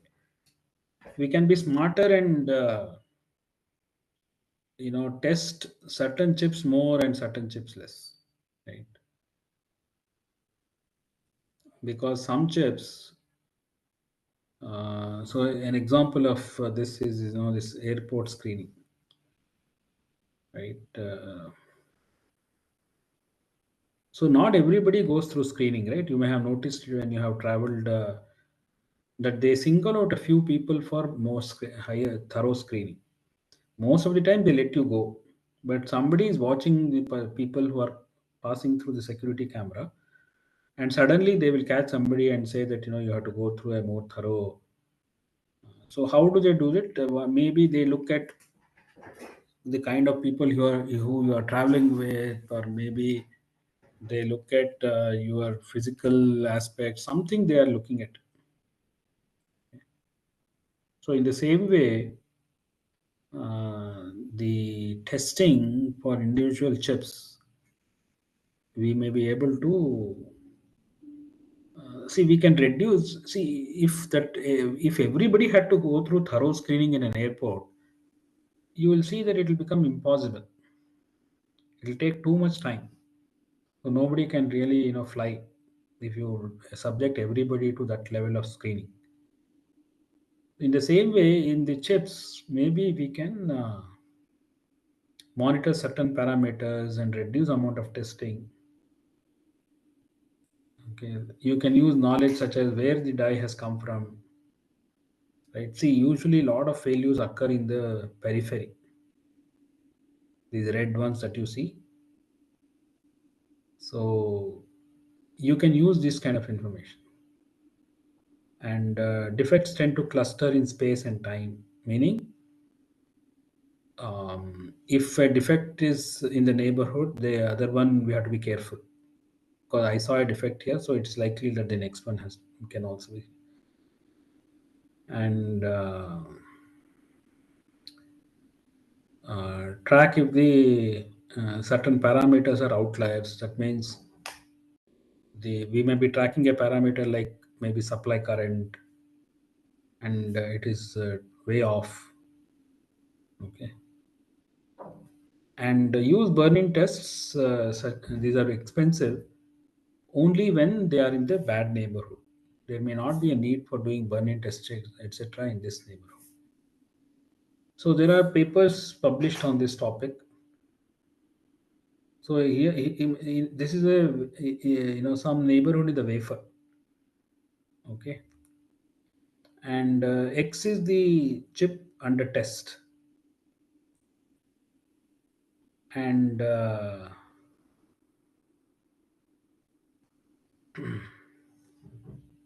so the ones which are marked N here, they have already been tested. Let us say. Then we look at the what is the mean yield of the four which are marked N? So let us say all of them have passed, then the mean yield is 100. But if let us say one of them has failed, the mean yield is 75%. Similarly, those which are in the neighborhood D, these also somebody will note it down. And T is these guys, right? So then we can define what is called as a region yield as this number. Okay? And dyes that have a small local yield but pass the wafer probing tests may be reliability risks. So you have to calculate this local yield, and if they are low, then you may say, look, this chip is passing, but I think we should not use this chip. We should not sell it to a automotive industry or something like that. So you may not want to sell it.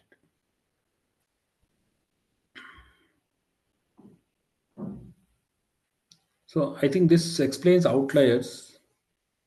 So any parameter that you are measuring, like supply current or something like that, there is usually two values: lower safety limit and upper safety limit, LSL and USL, and anything that exceeds that is the outlier.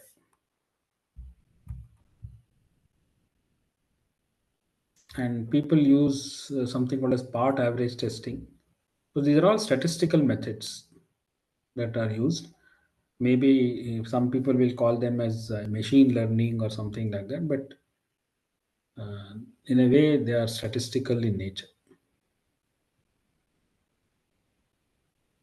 So I will skip this part. Okay.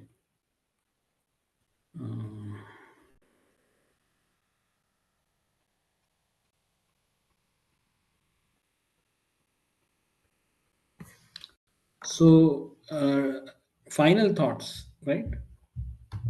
So test is definitely a very good career, meaning every year a lot of people get recruited into both DFT as well as test, right? And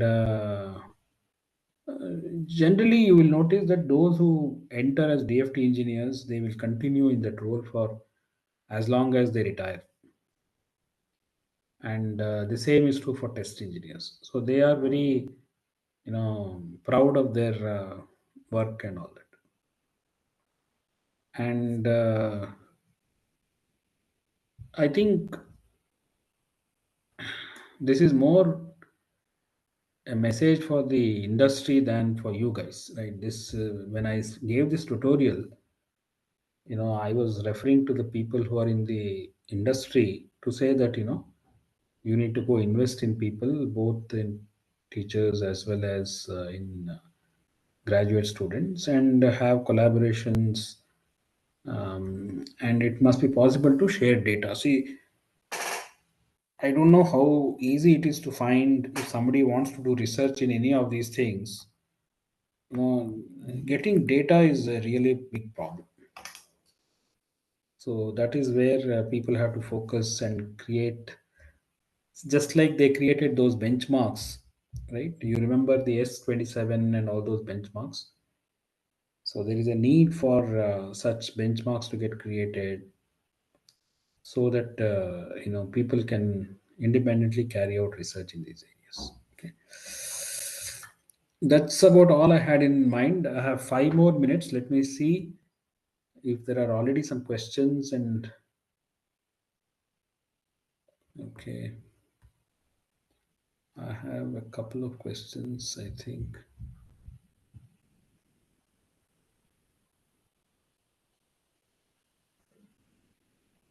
How they test wafer? Can you give examples? How they test means there is a test head. I don't know what you mean, but you can Google for it, man. They will show you the picture of that prober head, and that will move across the wafer, and it will make contact with the wafer and make certain measurements. Wafer test are we doing after lithography or before that? Of course, after lithography, man. How can you do it before? Right? After manufacturing only we have the wafer. How can we do it before that?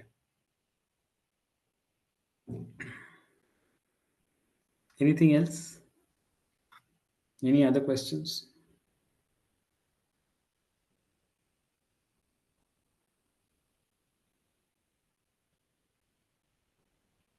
Thank you so much, sir, for your very insightful talk, sir. Today is our last day of this Yes, FTP, yes, yes, so we yes. are having the validation session. So I request you to stay back for 5 minutes, sir. Oh, today the course got ended. Yes, sir. Yes, sir. Oh, I see. That's nice. Okay. Thank Okay, you, sir. I'll stay back. Yeah. Thank you so much, sir. So, dear participants, by the time, if you have any questions, you may please type in the chat box, and sir is going to take those questions.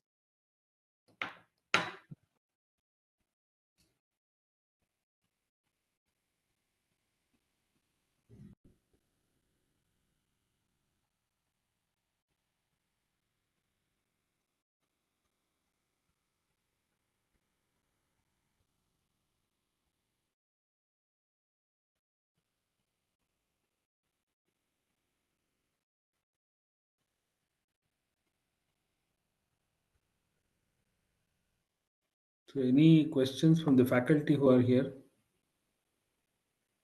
Before lithography, there might be impure something he is saying.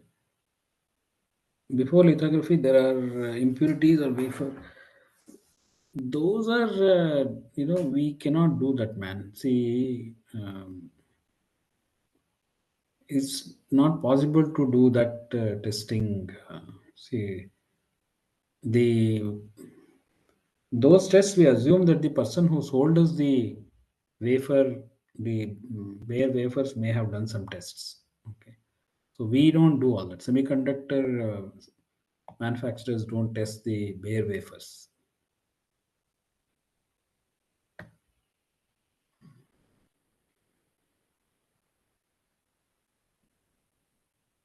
Are there methods in industry by which ATPG can be subjected to machine learning methods?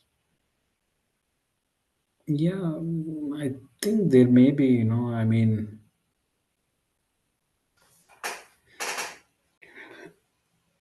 I if you see papers published in the international test conference, I can be almost sure that some people have applied, AI or machine learning for ATPG. But whether they will give you that additional coverage, I am not very sure. See, because the tools that have been around are quite, mature. They have existed for many, many years, and they have been perfected over years. They are already doing so well. Whether the additional zero point 0.5 or 1% coverage that they can give through AI on large chips, somehow I'm very doubtful. But research may be there. I haven't actively looked at any ATPG. See, the thing is, as students, those are all, in my opinion, you should not get into. Because, see, if you say I'll develop an AI based ATPG algorithm, see, how will you test it, man? How will you claim that it is a better algorithm than what is already there?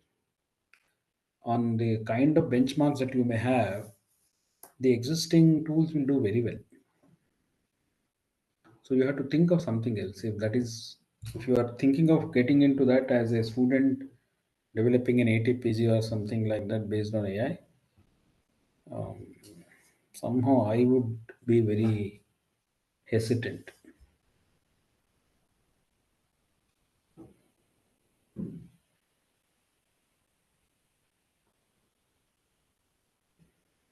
Hello.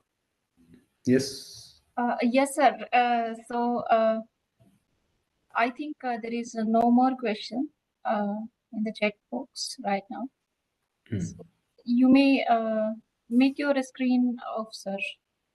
Oh, sure, sure, sure. Thank you so much, sir. So, good evening, everyone. We are going to start our valedictory session. In this FDP, every participant was actually very thrilled and very active in the learning. I have seen it from your presence, and you have also submitted the timely assignments and quizzes also.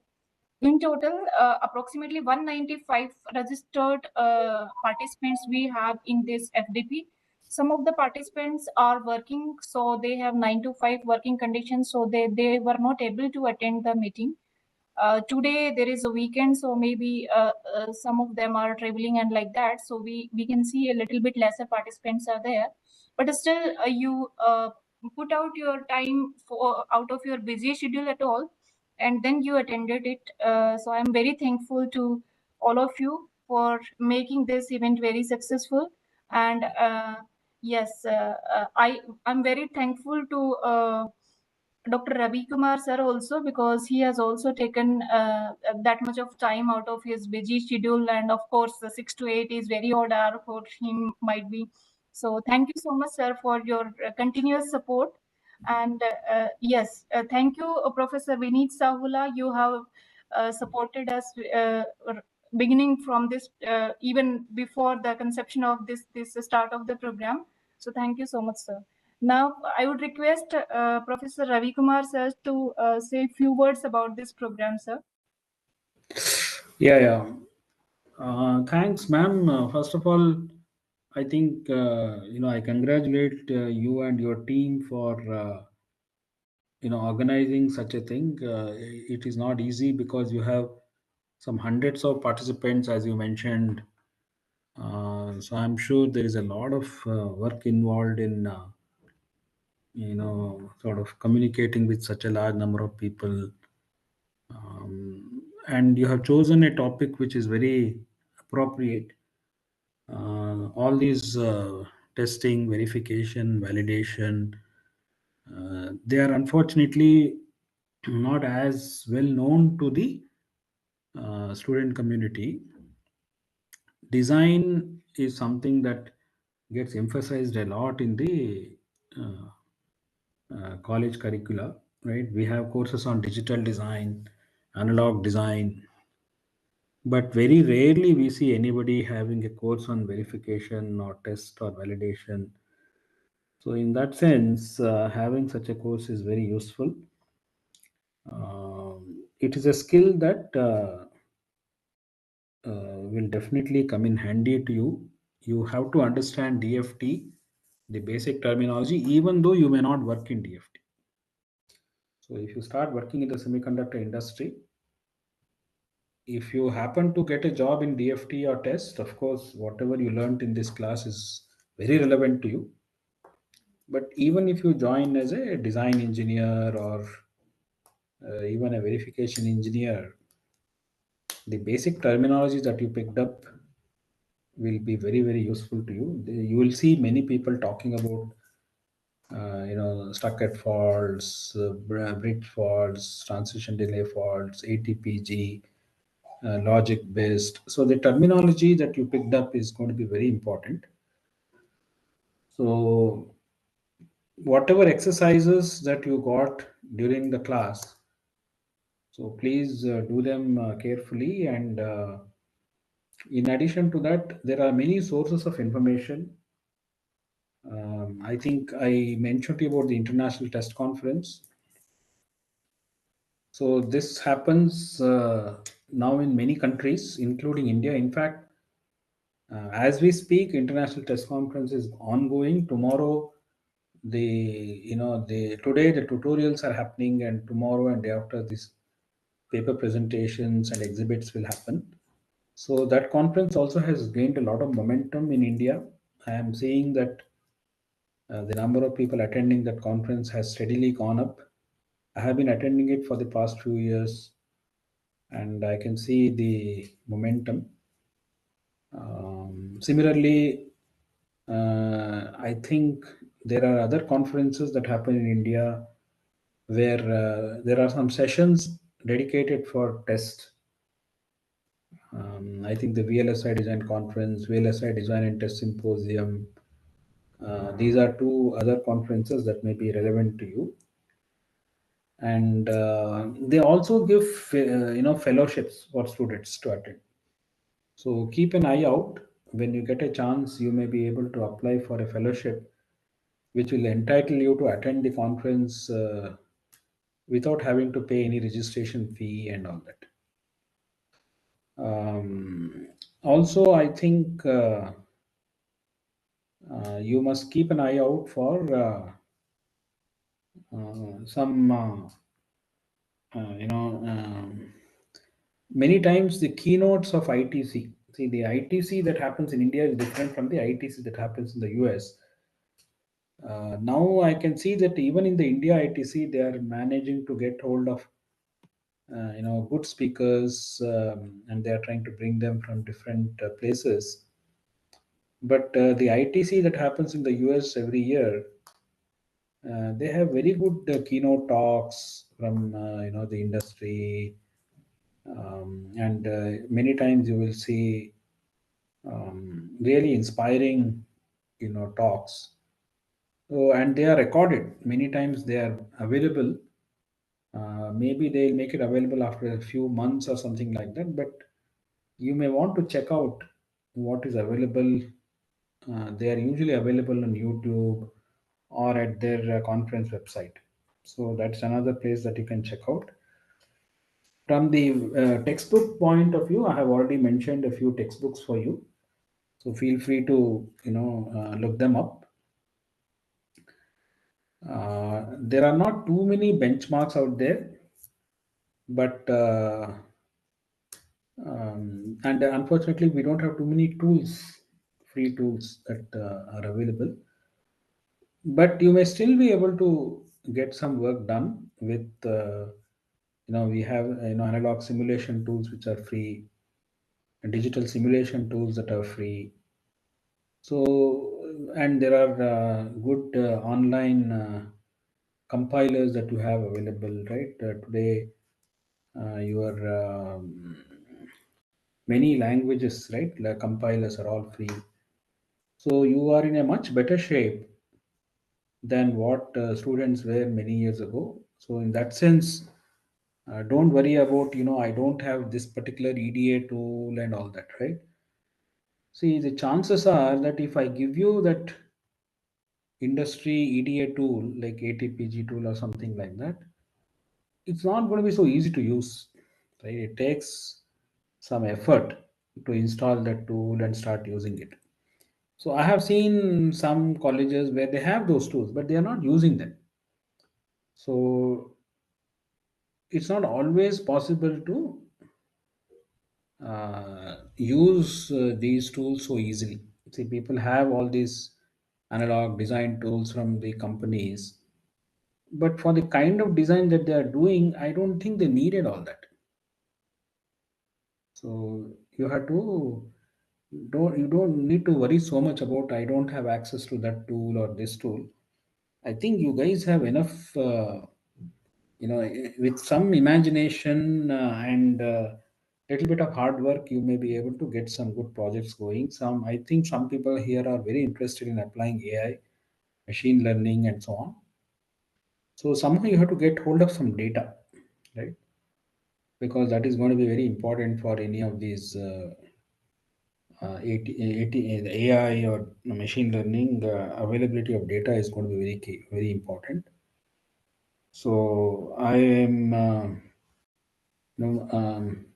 I think uh, you were quite attentive. I think even at this hour, I see almost 50 participants are still logged in and all that. So it's a good turnout. You all seem to be very interested in learning, and continue that interest, and continue to invest, and definitely it will pay off. And wish you all the best. Thank you so much, sir, for your very encouraging words. You have clearly highlighted the prestigious conference happening, which are really very relevant to the subject, and these are good platforms for the students to learn more. And you also insisted that many of the students, they ask for the ATPG tools. We do not have like that. So you also mentioned that it is like there is no need to work because it is really very tough to learn them. And yeah, first thing is of course it might be very costly. Another thing is difficult to learn. So they have to focus on their fundamentals, and whatever the tools you have used during the hands-on, they can make use of them. So thank you so much, sir. So Sure. I would like to request Professor Vineet Savla, sir, to say a few words about this activity. Sir,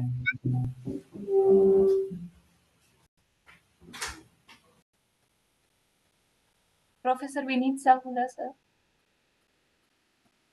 Okay, so Dr. C. Priyasamy is with us from NIT Calicut.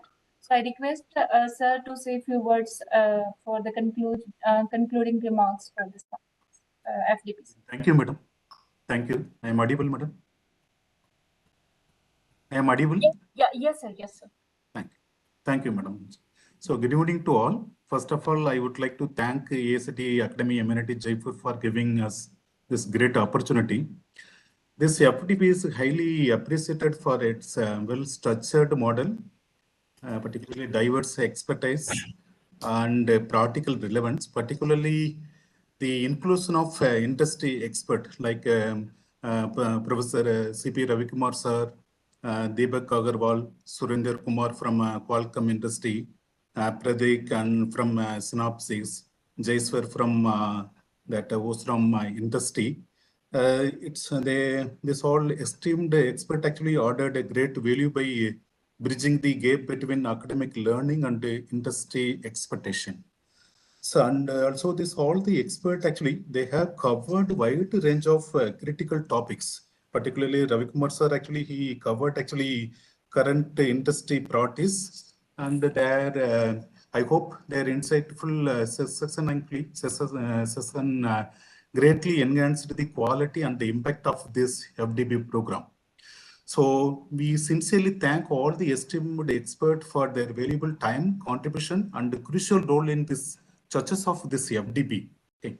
So with the permission of ACT MNT Academic actually, so I extend our heartfelt thanks to each one of the participants for your active participation in this FDP. So we hope this section conducted by the esteemed expert from the premier institution, like for example, we have this FTP, we have involved Professor Virender Singh from IIT Mumbai and Vineet Savla sir, Menaha madam. This all they have covered actually very good model and they have handled section actually. So this leading industry, and I hope this whole section actually, it is enriched your VLSI testing and the reliability knowledge. So we look forward to your participation in the future program as well and wish you continued success in your academic and professional endeavors. Thank you. So once again, I thank AST Academy MNT Jaipur for giving us this great opportunity actually. Thank you, madam. Actually. Thank That's you all so from much, my sir. side. Thank Actually. you for your encouraging and enlightening words, and thank you for your kind support, sir. You have supported in this activity that is very relevant and very appreciable, sir. So now I will request Professor Vineet Savula to say a few words about this.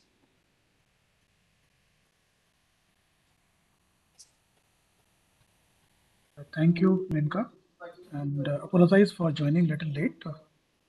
I think it's my present duty to thank Professor C.P. Ravi Kumar Sahab for taking almost every day long sessions and giving us a complete insight into what is there historically, what is there pedagogically, and what is the industry is doing. And I had a privilege to complete my doctorate under his guidance. and I attribute all my learning and motivation to his guidance throughout. I also thank all the speakers who have participated, Dr. Viren Singh, Suren Tadi, Tarun, Deepak, and in today's Mudgil. So I think these kind of programs are made up by active support of all eminent speakers, having agreed for their sharing their time, efforts at very odd time too at times, and the participants who are actually actively engaging themselves with the experts that way. I hope all participants would have got benefited. This was our humble effort to request all the speakers and bring it to you. Please do not forget to fill up the feedback form in Canvas, which will be floated just now after tonight, and also complete all your quizzes and assignments because your certificate award is dependent on your performance. Ravi Kumar sir, I request if we want to summarize a few things, and all the participants who are invited to express yourself, you can raise your hand, we can unmute you, and then you can speak about whatever you have felt in the program, whatever suggestions you have, and how you have felt with other experts, kind of thing. Thank you, all my expert speakers here and participant, and of course, Dr. Menka, who has really toiled hard for last 1 or 2 months, weaving all the threads, contacting experts, and throughout running this program. And her PhD student, I think, I forgot his name, Gaurav. Geeta and sir, those are MTech students, Gaurav and Sakhi, those are MTech students. So I am very thankful for their very tireless support. They have really worked really very hard, sir. Yeah. Thanks to Geeta and Ramesh also. Yeah, that's all from my side. Thank you very much. Thank you, sir. Thank you so much, sir. So any participant wants to say something, some feedback or something, any learning from this FDP? So at the end, I would like to, sir, Ravi Kumar, sir, you want to say something? No, ma'am, I have already, you Yes, had sir. asked me to speak, so I'm good. Okay, sir. Thank you so much, sir. So I'm very thankful to all our participants, all our speakers. We have speakers from industry like Dr. Ravi Kumar sir and other speakers, Surendra Tadi sir, Deepak sir, Prateek sir from Synopsys and Qualcomm and other companies, Tarun sir, and we have Professor Virendra Singh from IIT Bombay. He has contributed many of the lectures. So I'm very thankful to for their support, unconditional support, and yes, I'm very thankful to our team members, Gaurav, Sakshi, who were managing this session continuously, and they were managing all your replies for the quizzes and all these things. And Geeta and Ramesh and Manish at the EICT Academy. Thank you so much, sir.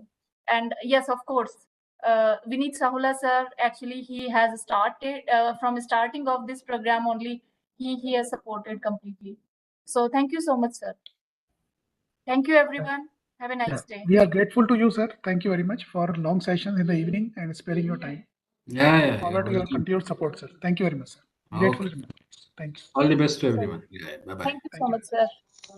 Thank you, sir. Thank you, Peraswamy. Thank you all, sir. Thank you so much, sir. Yeah.